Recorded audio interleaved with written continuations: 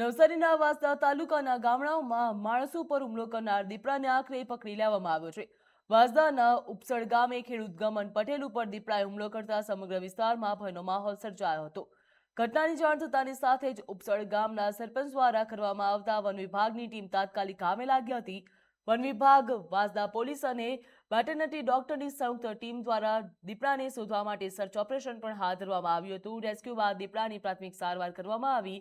હવે વધુ સારવાર માટે તેને સુરત અથવા તો અન્ય સ્થળે ખસેડવામાં આવશે. દીપડો પકડાઈ જતા સ્થાનિક ગ્રામજન અને ખેડૂતોમાં રાહતનો શ્વાસ લીધો હતો. એટેક બાબતે એક મેસેજ હતો.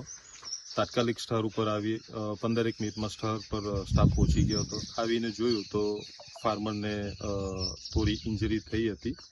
ખેડૂત ખાતેદાર ગમનભાઈ કેશવભાઈ પટેલ એમને થોડી ઇન્જરી થઈ હતી અને તાત્કાલિક પ્રાથમિક ધોરણે સારવાર અર્થે શ્રી હોસ્પિટલ વાંસદા ખાતે ટ્રાન્સફર કરવામાં આવેલો હતો.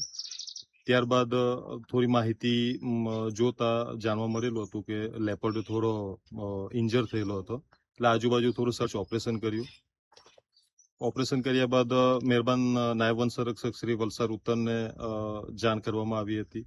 મહેરબાન એસીએફ સાહેબ વાંસદાને જાણ કરવામાં આવી હતી અને એમના માર્ગદર્શન હેઠળ પોલીસ ટીમ વાંસદાને બી બોલાવી લેવામાં આવ્યો હતો અને ત્યાર પછી વેટરનરી ડોક્ટર આ ટોટલી બધા ભેગા થઈને એક સર્ચ ઓપરેશન કરીને એમનું એક રેસ્ક્યુ કરવામાં આવેલું હતું અને રેસ્ક્યુ દરમિયાન એને ટ્રેન્ક્યુલાઇઝ કરી સફળતાપૂર્વક રેસ્ક્યુ કરેલું છે.